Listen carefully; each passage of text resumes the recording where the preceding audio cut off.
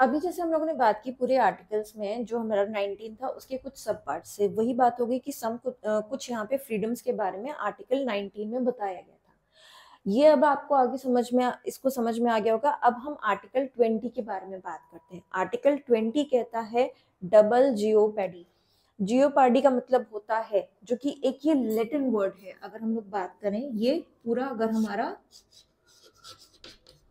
Latin language से related ये है, जिसमें बात की जाती है आपको 2 बार सजा नहीं दी जा सकती किसी भी प्रकार के गुनाह के लिए, किसी भी प्रकार की गलती के लिए आपको सजा 2 बार नहीं मिल सकती, यानी दोहरी सजा की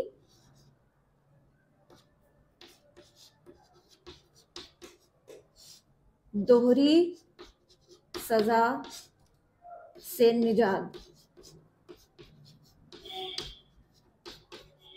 इसमें क्या था कि जैसे मान लीजिए कि कोई एक क्रिमिनल है, उसने किसी चीज कुछ चोरी किया है या कुछ है, तो उसको, या इस तरीके का कोई भी अपराध है, तो उसको एक बार कोर्ट ने सजा दे दी कि हाँ उसे 10 साल की सजा दी जाती है या कितने भी साल की सजा दी जाती है। तो ये बात हो गई कि किसी एक पर्टिकुलर स्टेट में उसका ये गुनाह हो गया और उसको इस बात की सजा दी गई और उसने वो 10 साल की पूरी सजा काट भी ली। अब अगर 10 साल बाद वो छूटा और किसी और स्टेट में गया, वहां वापस से ये हुआ कि इसने तो चोरी की थी, तो क्या वहां की डिस्ट्रिक्ट कोर्ट वापस उसे उसी बात की सजा देगा? नहीं, क्योंकि वो एक बारी अपनी गलती की पूरी सजा जो भी कोर्ट ने उसे दी थी वो पूरी कर चुका है, यानी उसे दोहरी सजा नहीं मिलेगी, उसे डबल जियोपार्डी से निजात दे दी गई है। ये आर्टिकल 20 में कहा गया है। ठीक है, नेक्स्ट हम लोग बात करते हैं आर्टिकल 21।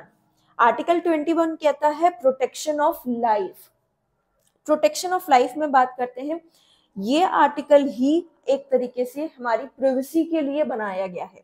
यानी जो हम लोग बात करते हैं कि हमारी प्राइवेसी पूरी रहनी चाहिए, यानी कि फोन टैपिंग नहीं होगी।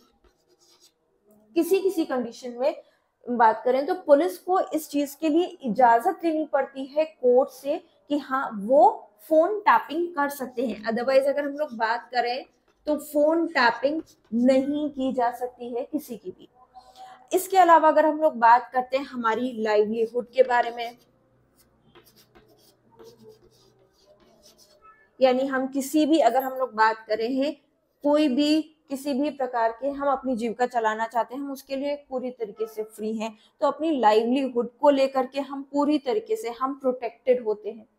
इसी तरीके से अगर हम लोग बात करें कि हाँ, इसमें एक जो मेन पॉइंट है जो ज्यादातर हम लोग मूवीज वगैरह में भी देखते रहते हैं कि मान लीजिए कि कोई एक इंसान इतना ज्यादा बीमार है या कुछ ऐसी कंडीशन में है कि डॉक्टर से कहा जाए कि उन्हें आप खत्म कर दीजिए, कि उसकी जिंदगी को खत्म किया जाए, या बहुत से कुछ ऐसे सुसाइडल केसेस भी होते हैं जिसमें बात की जाती है कि हम अपने ही जीवन को समाप्त कर सकते हैं। तो इस प्रकार का ऐसा कोई राइट नहीं बनता है कि हम दूसरे के जीवन को, क्योंकि वो कष्ट में है, उसे खत्म कर दें, या हम खुद कष्ट में हैं तो हम अपने जीवन को खत्म कर सके।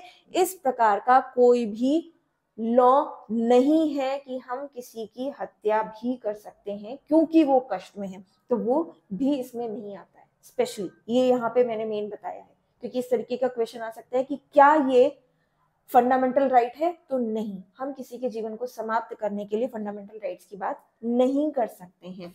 इसकी बात हो गई। अब नेक्स्ट जो हम लोग बात करते हैं आर्टिकल 22 के बारे में।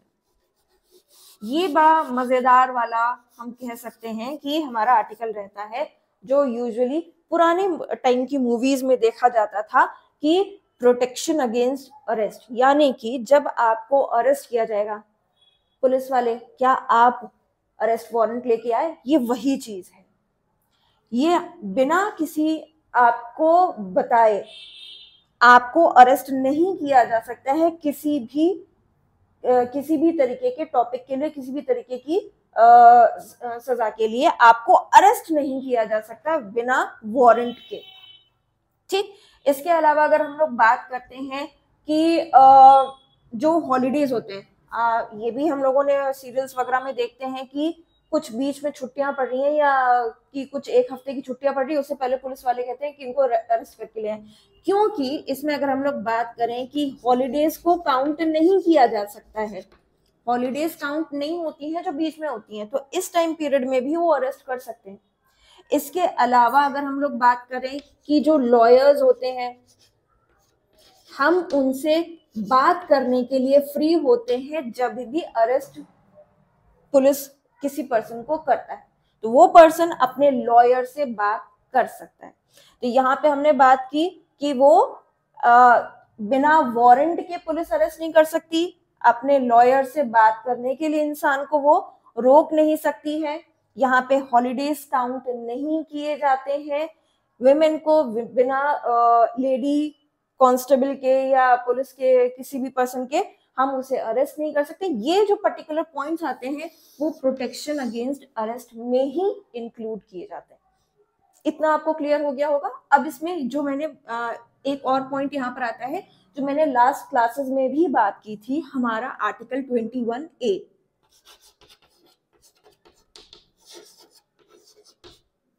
21A को ऐड किया गया था। अगर हम लोग बात करें 21A को बाद में ऐड किया गया था, ये कब किया गया था और इस आर्टिकल में है क्या उसकी बात करें तो ये आर्टिकल जो था वापस से बता चुकी हूं, फिर से आपको रिवाइज हो जाएगा। ये हमारा 86th अमेंडमेंट के द्वारा इसको ऐड किया गया था और ये कब हुआ था? 2002 में। अगर आप लोग को याद हो, आप लोग मुझे कमेंट सेक्शन में बता सकते हैं कि ये पर्टिकुलर आर्टिकल किससे संबंधित है। ये जो है हमारा वो एजुकेशन, फ्रीडम ऑफ एजुकेशन से रिलेटेड है।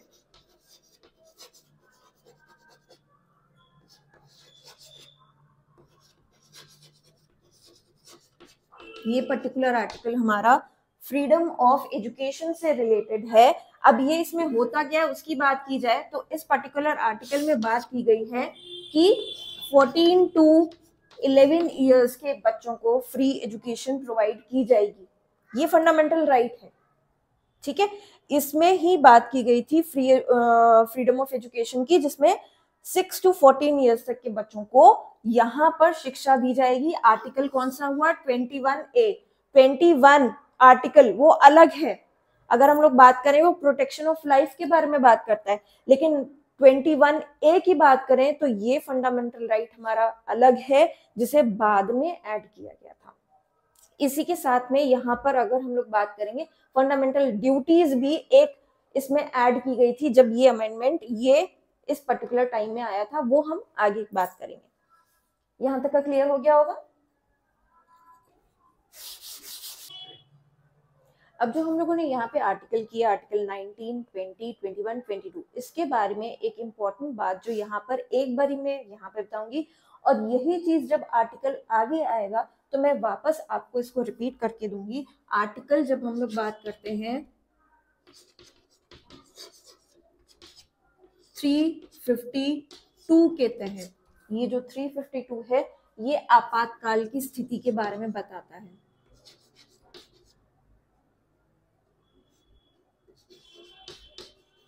ये आर्टिकल राष्ट्रपति द्वारा हमारे देश में लगाया जा सकता है। क्या होता है आपातकाल की क्या, या जब कोई बाहर का यानी विदेशी हमारे ऊपर आक्रमण कर रहे हो या हमारे अपनी आर्थिक व्यवस्था या राजनीतिक व्यवस्था बिगड़ रही हो, इस तरीके की कुछ कंडीशंस बनती हैं, तब हम इमरजेंसी यहाँ पर अप्लाई करते हैं। तो ये कौन करता है? वापस से राष्ट्रपति यानी प्रेसिडेंट जब हमारे यहाँ पर आपातकाल की स्थिति के बारे में लागू करते हैं, यानी इमरजेंसी यहाँ पर लगाई जाती है किसी भी देश में, अपने देश में, वो आर्टिकल 352 के तहत लगाई जाती है। और भी आर्टिकल्स हैं, 3 आर्टिकल्स आते हैं, लेकिन अगर हम लोग बात कर रहे हैं 352 के बारे में तो आर्टिकल 352, आर्टिकल 20 और 21 की जब हम लोग बात करते हैं, ये 2 आर्टिकल्स जो अभी हम लोगों ने बात की है, इन 2 को एबॉलिश कुछ टाइम के लिए पॉज पे नहीं डाला जा सकता है। अगर हम लोग बात करें कि अगर इमरजेंसी हमारे देश में लगाई जाती है तो उस कंडीशन में हमारे सारे फंडामेंटल राइट्स को उतने टाइम के लिए पॉज कर दिए जाते हैं। यानी नागरिक उनके लिए डिमांड सुप्रीम कोर्ट या हाई कोर्ट से नहीं कर सकता। सुप्रीम कोर्ट और हाई कोर्ट के थ्रू सिर्फ इन्हीं दोनों आर्टिकल्स को ही कंट्री में फिर एप्लीकेबल माना जाता है, जिसमें हम लोगों ने बात की थी। आर्टिकल 20 क्या बताता है कि दोहरी सजा नहीं मिल सकती,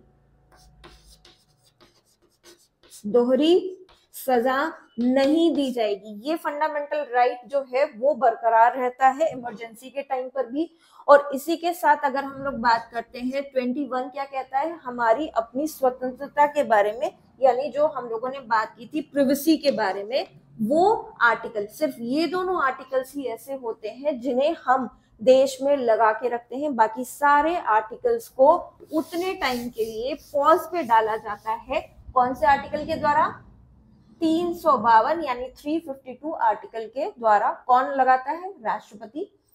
क्या है इसमें? ये इमरजेंसी के बारे में बताता है।